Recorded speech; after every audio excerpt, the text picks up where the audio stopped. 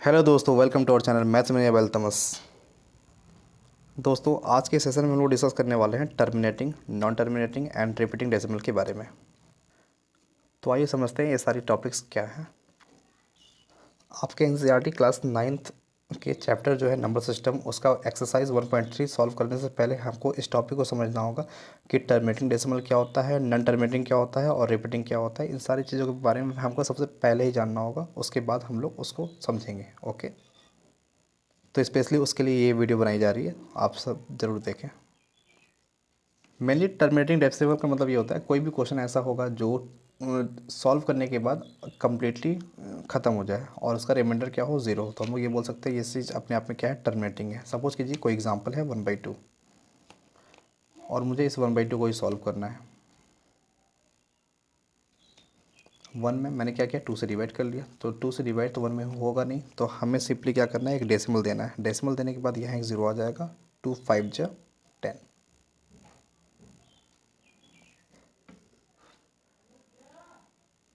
तो हमने ये देखा कि इसका रिमाइंडर जो है वो ज़ीरो आ रहा है और इसका क्वेश्चन है जो है ये कम्प्लीटली इसका कुछ आंसर आ चुका है। अब इसके बाद इसका आंसर जो है वो नहीं आएगा। ठीक है, तो हमने इसको ये बोल दिया कि 0.5 is the right answer for this question.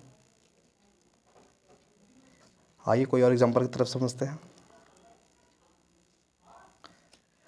Suppose कोई क्वेश्चन है 7/8, तो हमें क्या करना है, 7 में 8 से डिवाइड करना है। तो 7 में 8 से डिवाइड हो नहीं पाएगा क्योंकि यहाँ का जो डिवाइज़र है ये डिविडेंड से बड़ा है, तो हमने यहाँ एक डेसिमल दिया और एक ज़ीरो लगा लिया। 8 8 जा 64।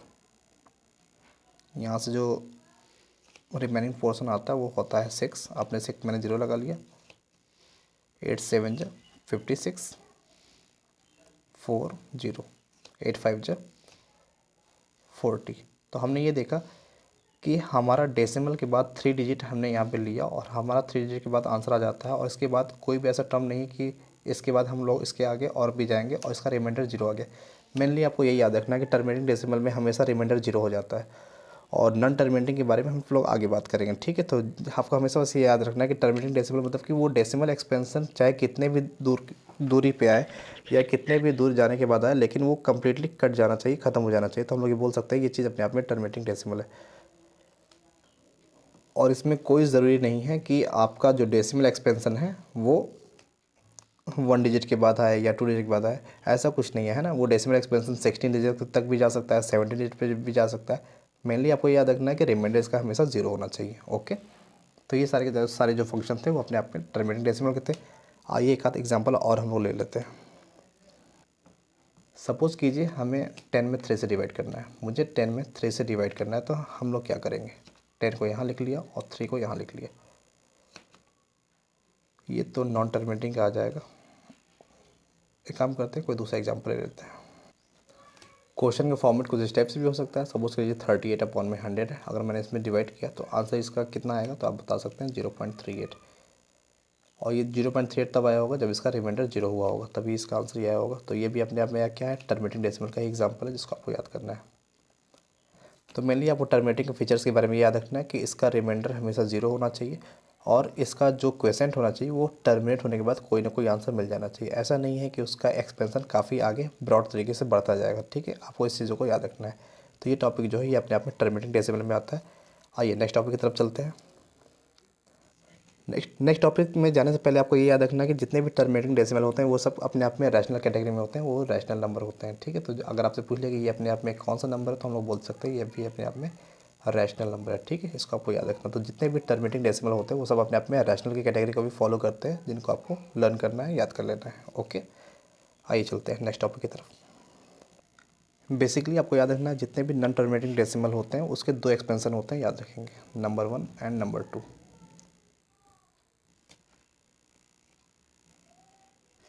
नॉन टर्मिनेटिंग डेसिमल के दोनों पार्ट ये हैं। पहला नंबर जो आएगा ये नंबर 1 आपका ये है और नंबर 2 आपका ये है। नंबर 1 क्या बोलता है, नॉन टर्मिनेटिंग रिपीटिंग डेसिमल, और नंबर 2 क्या बोलेगा, non terminating non repeating decimal, या रैगरिंग का भी नाम यहाँ पे ले सकता है, जिसको आपको याद रखना है।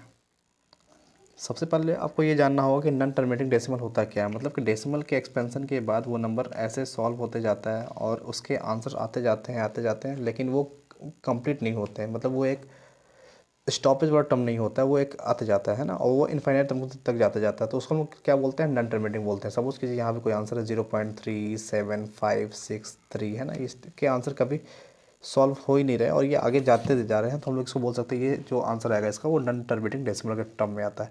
अब उसमें सबसे पहले टॉपिक हमको समझनी होगी नॉन टर्मिनेटिंग रिपीटिंग डेसिमल क्या है, आइए हम लोग समझते हैं। इसके फर्स्ट टॉपिक है नॉन टर्मिनेटिंग रिपीटिंग या रैकरिंग डेसिमल के नाम से हम लोग इसको जानते हैं। तो आइए समझते हैं ये चीज़ें क्या है। सपोज़ कोई क्वेश्चन होगा 112 अपॉन में 12। आइए हम लोग इसको पहले सॉल्व कर लेते हैं। तो मैंने 112 को यहाँ लिख लिया और यहाँ पे मैंने 12 को लिख लिया। 12 9 जा 108, यहाँ से 4 आया और हमने एक डेसिमल दिया और यहाँ पे एक ज़ीरो लगा। 12 3 जा 36, 4 और ज़ीरो। 12 3 जा 36, 4 अपने से एक ज़ीरो लगा सकते हैं। तो ये चीज़ें जो है हमेशा सॉल्व होते जा रही हैं और इसका जो आंसर है वो रिपीट करते जा रहा है। तो हम लोग इसको ऐसे भी बोल सकते हैं 9.3333। इस टाइप से इसका आंसर आगे जाते जा रहा है, तो हम लोग इसको ऐसे भी लिख सकते हैं 9.3 और उसके ऊपर एक रैकरिंग लगा लेंगे। ठीक है, तो आपको ये याद रखना है कि जितने भी नॉन टर्मिनेटिंग रिपीटिंग डेसिमल होते हैं वो सब अपने आप में रैशनल कैटेगरी को फॉलो करते हैं। रैशनल इरेशनल में कंफ्यूज नहीं होना है। ओके, तो ये जितने भी नॉन टर्मिनेटिंग रिपीटिंग डेसिमल होते हैं ये सब अपने आप में रैशनल कैटेगरी को फॉलो करते हैं। दूसरा ये कि इनके जो रिपीटेशन होता है मेन टाइम जो एक्सपेंशन होता है उसको हम लोग शॉर्ट वे में ऐसे लिख सकते हैं और इस चीज़ को आपको एक्सरसाइज 1.3 में समझना है और वहाँ पे उस चीज़ को करना है। ओके, आइए कुछ और एग्जांपल ले लेते हैं हम लोग। सपोज कोई क्वेश्चन है 10/3, मैंने 10 में 3 से डिवाइड कर दिया, तो 3 3 ज़ा 9, 1 डेसिमल लगा, यहाँ 0 है। 3 3 ज़ा 9, 1 अपने से 0 लगा लिया मैंने। 3 3 ज़ा 9 एंड सो ऑन, इस टाइप से ही जाते जाएगा। तो इसका जो आंसर आता है वो क्या है 3.3333, या इसको हम शॉर्ट वे में अगर लिखना चाहें तो ऐसे भी लिख सकते हैं 3.3 और ये ऊपर रैकरिंग, या इसको बार भी बोलते हैं जिसको आपको याद रखना है। तो मैंने इस तरीके से इसको सॉल्व कर दिया, परफॉर्म दे दिया और ये अपने आप में किस टाइप का ये जो आंसर हमारा निकल के आया ये अपने आप में एक रैशनल कैटेगरी निकल के आई जिसको याद रखना है। और जितने भी नॉन टर्मिनेटिंग रिपीटिंग डेसिमल होते हैं उसको ऐसे ही परफॉर्म किया जाता है, ऐसे सॉल्व किया जाता है। ओके, सपोज कोई क्वेश्चन है जिसका आंसर है 6.73232232 एंड सो ऑन, इस टाइप से आगे जाता जाएगा। तो इसको भी हम लोग शॉर्ट वे में अगर लिखना चाहें तो ऐसे लिख सकते हैं 6.732 और इसके ऊपर मैंने रैकरिंग लगा दिया, जिसकी रिपीटेशन मेन टाइम होगी बस ओनली उसी के ऊपर लगेगा और किसी के ऊपर नहीं लगेगा। इस क्वेश्चन में मैं देख पा रहा हूँ 32 मेन टाइम से आते जा रहा है, तो हम लोग 32 के ऊपर ही इसके आंसर में लिखेंगे और यही अपने आप में इसका राइट आंसर होगा। ओके, आइए कुछ और एग्जांपल को लेके चलते हैं। सपोज कोई क्वेश्चन होगा 0.73929292 एंड सो ऑन, तो इसको अगर हमको लिखना होगा तो हम लोग ऐसे लिख सकते हैं 0.7392 और 92 के ऊपर रैकरिंग हमने लगा दी। यही इस क्वेश्चन का फाइनल आंसर होगा जिसको आपको याद रखना है। मतलब जिसकी रिपीटेशन मेनी टाइम्स होगी उसी के ऊपर हमको क्या करना है, रैकरिंग लगाना है। और ये रैकरिंग वाला टर्म जो होता है वो हमेशा अपने आप में रैशनल कैटेगरी में होता है जिसको आपको याद रखना है। ओके, आइए इसके नेक्स्ट टॉपिक को समझते हैं। सबसे पहले तो आपको ये याद रखना होगा नॉन टर्मिनेटिंग नॉन रिपीटिंग जो डेसिमल होंगे ये अपने आप में इरेशनल कैटेगरी में होते हैं जिसको आपको याद रखना है। ये अपने आप में किस कैटेगरी में होंगे, इरेशनल के कैटेगरी में होते हैं जिसको आपको याद रखना है। लाइक 23 रूट के अंदर 17, रूट के अंदर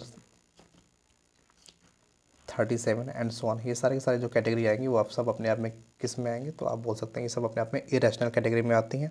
इनको आपको याद रखना है। उसके साथ ही साथ कोई एग्जांपल ले लीजिए। सपोज करते हैं कि 0.101001000 एंड सो ऑन, ये कोई क्वेश्चन है और पूछ लेता है कि क्या ये क्वेश्चन अपने आप में रैशनल है, तो हम लोग बोल देंगे नहीं, ये अपने आप में रैशनल नहीं है, क्योंकि इसमें कोई भी ऐसा नंबर नहीं है, कोई भी ऐसा डिजिट नहीं है जो कि रिपीट कर पा रहा है। यहाँ पे मैंने देखा तो 10 है, यहाँ 100 1000, तो इस टाइप के जितने भी डेसिमल एक्सपेंशन होते हैं वो सब नॉन टर्मिनेटिंग और नॉन रिपीटिंग डेसिमल के कैटेगरी में जाते हैं जिनको आपको याद रखना है। सपोज कीजिए कोई और क्वेश्चन है 0.37563 है ना, इस टाइप से ये चीज़ आगे अगर बढ़ते जा रही है तो हम लोग भी यहाँ पे भी बोल सकते हैं यहाँ पे भी कोई भी ऐसा डिजिट नहीं है जो अपने आप में रिपीट कर रहा है, तो इस टाइप की जितनी भी कैटेगरी आएगी वो सब अपने आप में किस में आएगी, तो non terminating non repeating decimal की कैटेगरी में आएगी, जिसको आपको याद रखना है। ओके, सो फाइनली हमने टर्मिनेटिंग नॉन टर्मिनेटिंग दोनों ही कैटेगरी को हमने समझ लिया है, ठीक है। और आप अगर उसको बुक में देखें तो उसमें केस 1 केस 2 के अकॉर्डिंग दिया हुआ है। उस केस 1 के अकॉर्डिंग क्या दिया हुआ है, केस 1 में बोल रखा है द रिमाइंडर बिकम ज़ीरो, और केस 2 में ये दे रखा है the reminder never become zero. तो नेवर बिकम ज़ीरो इसमें देख सकते हैं आप, रिमाइंडर को इसमें ज़ीरो आ ही नहीं रहा है, तो हम लोग बोल सकते हैं रिमाइंडर नेवर बिकम ज़ीरो के आपकी जो कैटेगरी आएगी वो नॉन टर्मिनेटिंग वाली आएगी, और रिमाइंडर बिकम ज़ीरो की जो कैटेगरी आएगी वो अपने आप में टर्मिनेटिंग वाली आएगी। ओके गाइस, उम्मीद करता हूँ कि आपको ये सेशन समझ में आया होगा, और इसको आप 1.3 एक्सरसाइज करने से पहले ज़रूर करके जाइएगा, अदरवाइज़ प्रॉब्लम होगी उस एक्सरसाइज को सॉल्व करने में। ओके, थैंक यू, जय हिंद।